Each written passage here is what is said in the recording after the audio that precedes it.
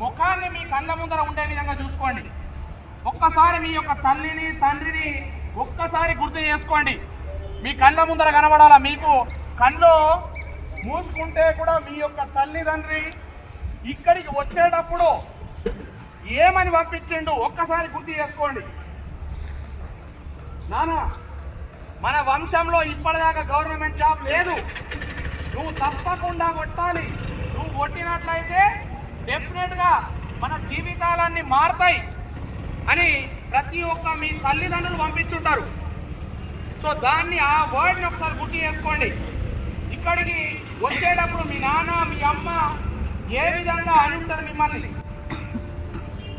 ఎంత గొప్ప ఆశతో ఆశయంతో మిమ్మల్ని పంపించుంటారు ఇక్కడికి, అది ఒక్కసారి గుర్తు చేసుకోండి. మీ నాన్న పని ఒకసారి గుర్తు చేసుకోండి. మీ నాన్న ఏం పని చేస్తాడు, దీన్ని ఇక్కడ పెట్టడానికి ఎంత కష్టపడి ఉంటాడు మీ నాన్న కానీ మీ అమ్మ కానీ. వాళ్ళ కోసం మరి నేనేం చెయ్యాలా, దానికోసం వాళ్ళు పడేటటువంటి కష్టం ముందు నా కష్టం అనేటటువంటిది ఎంతవరకు కష్టం అది అనేటువంటి ఒక్కసారి ఆలోచించండి. ఇక్కడ పొద్దున లేవడం నీకు కష్టమా, లేదు క్లాసులు వినడం నీకు కష్టమా, లేదు ఎగ్జామ్లో మార్కులు తక్కువస్తే కష్టమా, ఇవన్నీ ఒక్కసారి గుర్తు చేసుకోండి. మీ నాన్న పడేటటువంటి కష్టం కానీ మీ అమ్మ పడేటటువంటి కష్టం ఉందరా, నువ్వు పడేటటువంటి కష్టం అనేటటువంటిది ఎంత పెద్దది కూడా కాదు, చాలా చిన్న కష్టం మాత్రమే అది. సో ఇదాన్ని ఒక్కసారి గుర్తు చేసుకోండి. ఒక్కసారి గుర్తు చేసుకుంటే డెఫినెట్గా జీవితంలో నీకంటూ ఒక లక్ష్యాన్ని ఏర్పరచుకో. ఫస్ట్ ఒక్కసారి మిమ్మల్ని మీరు ఊహించుకోండి. నువ్వు నీకు ఇష్టమైనటువంటి ఫోర్స్లో ఐదర్ ఎయిర్ ఫోర్స్ కానీ నేవీ కానీ ఆర్మీ కానీ నిన్ను నువ్వు ఊహించుకో. ఒకసారి ఆ డ్రెస్లో నిన్ను నువ్వు ఒకసారి ఊహించుకో. ఎలా ఉంటావు మరి నువ్వు ఒక్కసారి ఎయిర్ ఫోర్స్ డ్రెస్ వేసుకుంటే ఏ విధంగా ఉంటావు, నువ్వు ఒక్కసారి నేవీ డ్రెస్ వేసుకుంటే ఏ విధంగా ఉంటావు, ఒక్కసారి నువ్వు ఆర్మీ డ్రెస్ వేసుకుంటే నువ్వు అద్దంలో చూసుకున్నట్టుగా చూసుకో. ఒకసారి ఎంత మంచిగా అనిపిస్తున్నది. మరి ఆ యొక్క విజయాన్ని చూసి మీ యొక్క తల్లిదండ్రులు ఎంత సంతోషపడ్డారు అనేటువంటి నీ కళ్ళ ముందర కనబడాలి. వాళ్ళు ఎంత సంతోషపడుతున్నారు మరి ఈ రోజు నువ్వు ఆ డ్రెస్ వేసుకుంటే అనేటువంటి ఒక్కసారి నీ కళ్ళ ముందర కనబడాలి. అది ఒక్కసారి మరి దానికోసము నేను పడే కష్టం అనేది సరిపోతుందా లేదా ఒక్కసారి గుర్తుపెట్టుకోండి. ఒక్కసారి గుర్తు చేసుకోండి. నేను పడేటటువంటి కష్టం, నేను ఒక ఎయిర్ ఫోర్స్ ఒక ఆర్మీయో ఒక నేవీయో డ్రెస్ వేసుకుంటే నా తల్లిదండ్రులు ఎంత సంతోషపడతారు, నా యొక్క ఫ్యామిలీ యొక్క బ్యాక్గ్రౌండ్ అనేది ఎలా చేంజ్ అవుతుంది, ఏ విధంగా టర్న్ అవుతుంది. ఒక్కసారి మీ ఇంటి పక్క వాళ్ళందరూ వచ్చి నిన్ను కంగ్రాచులేట్ చేస్తారు.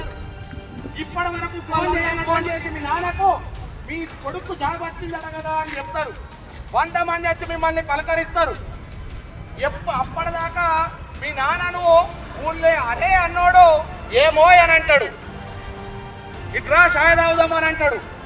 మీ ఊళ్ళో ఉన్న గొప్ప మనిషి కూడా మీ నాన్నను మీ అమ్మని పిలిచి అరే మీ వాడు జాబ్ వచ్చిందట కదా 18 ఏళ్ళకే, మరి మీ నాన్న పడే సంతోషం అనేది ఏ విధంగా ఉన్నది ఒక్కసారి నీ కళ్ళ ముందర కనబడాలి. అది కనబడ్డ దానికోసం మరి నువ్వేం చేస్తావు, ఎంత కష్టపడాలి నువ్వు అనేది ఒక్కసారి గుర్తుపెట్టుకోండి. ఒక్కసారి నీ యొక్క కళ్ళ ముందర ఇవన్నీ తిరగాల. ఆఫ్టర్ 2 years, ఈ 2 years నా ఇంటర్మీడియట్ అయిపోయిన 1 సంవత్సరంలో నేను ఇలాంటి కోర్సులోకి వెళ్ళబోతున్నాను.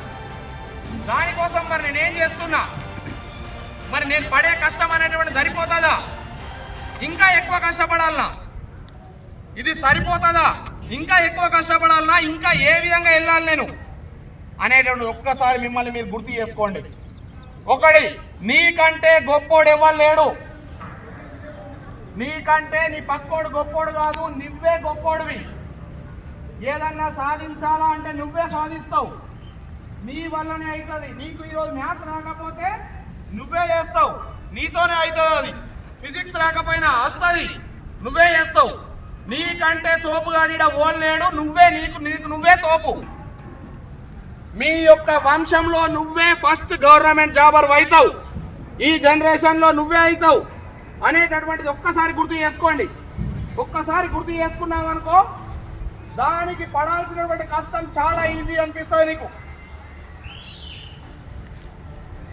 ఒక్కసారిగా మళ్ళీ మీ యొక్క తల్లిదండ్రుల యొక్క పడినటువంటి కష్టం కానీ, వాళ్ళు పడే కష్టం కానీ, వాళ్ళు చేసేటటువంటి శ్రమ కానీ ఒక్కసారి గుర్తు చేసుకోండి.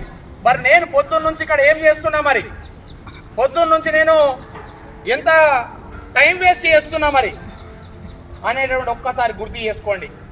ఒక్కసారి గుర్తు చేసుకున్నారు అంటే ఈ నువ్వు చేసేటటువంటి శ్రమ అనేటటువంటిది చాలా తక్కువ అనిపిస్తుంది, చాలా చిన్న శ్రమనే అనిపిస్తుంది నీకు. నువ్వు వాళ్ళ శ్రమ ముందు ఏం శ్రమ పడతలేం.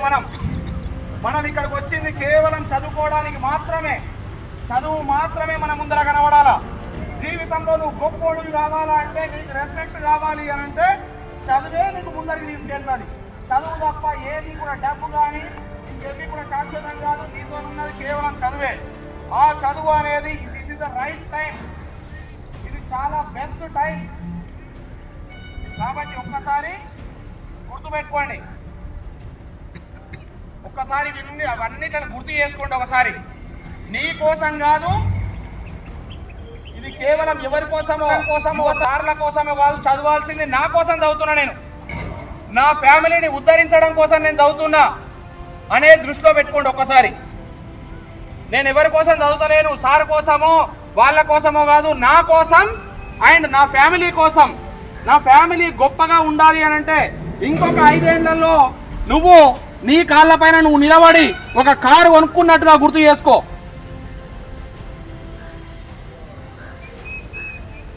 ఆ కారులో మీ నాన్నని మీ అమ్మని తీసుకొని వెళ్తున్నట్టుగా ఒకసారి గుర్తు చేసుకో.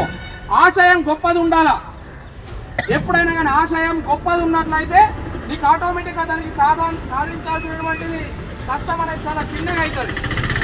ఈ యొక్క ఆశ చిన్నగా ఉన్నదనుకో గొప్పగా ఆల్వేస్ డ్రీమ్ బిగ్, పెద్దగా ఆలోచించు. సో ఇవన్నీ ఒక్కసారి గుర్తు చేసుకోండి. Slowly open your eyes with rubbing your hands.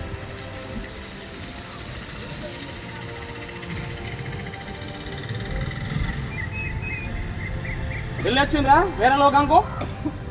వెళ్ళొచ్చిందా? అదే మరి అదే లోకంలో ఉండాలా. ఈ లోకం కాదు మనం ఉండాల్సింది, అదే లోకంలో ఉండాలా. ప్రతిరోజు, ప్రతి నిమిషం, ప్రతి సెకండ్ అదే లోకంలో ఉండాలా. నా యొక్క తల్లిదండ్రుల కోసం నేను ఏమన్నా చేస్తా, నా యొక్క కుటుంబం కోసం నేను ఎంతైనా కష్టపడతా అనేటటువంటి ఒకే ఒక లక్ష్యం పెట్టుకోండి. ఆ లక్ష్యం ముందర నువ్వు పడేటటువంటి కష్టం అనేది చాలా చిన్నదవుతుంది, కానీ ఇది పెద్ద కష్టం కాదు. మీకు ఒక్కసారి గుర్తుకొచ్చిందచ్చు, మీ తల్లిదండ్రులు పడ్డటువంటి కష్టం కానీ, మిమ్మల్ని ఇక్కడ జాయిన్ చేయడానికి పడ్డటువంటి కష్టం కానీ, మీరు వాళ్ళతో అని వచ్చినటువంటి వర్డ్స్ కానీ, ఇవన్నీ ఒకసారి గుర్తొచ్చి ఉంటాయి. వచ్చినాయా? రాలే? Yes sir. అదే మరి మనం ఇక్కడ ఏదో అందరి లెక్క ఎగ్జామ్ రాసి ర్యాంకులు కొట్టడానికి రాలే. ఇంకోసం వచ్చి we are going to serve the nation. ఇండియాని కాపాడడానికి పోతున్నాం మనం, మన ఇల్లుని కాదు. ఏడికి? ఇండియాని, దేశాన్ని కాపాడడానికి పోతున్నాం, వట్టి కాదు మనం. అవునా? ఏదో ఆంతు పాత లెక్క ఏదో బయట చదివేసి చిల్లరగా లెక్క పోతలేం. We're going to serve the nation. ఎలా ఉండాలా మనం? మన వ్యక్తిత్వం ఏ విధంగా ఉండాలా? గొప్పగా ఉండాలి. అందరి లెక్క చిల్లరగా ఆలోచించొద్దు. Always nation first. మనకు దేశమే ముఖ్యం, దాని తర్వాత నా ఫ్యామిలీ. ఆ ఫ్యామిలీ కోసమే దాని కోసం వెళ్తున్నాం మనం. అవునా? ఆమె కరెక్టా? రైట్? అవునా? దానికోసం కష్టపడదాం మరి.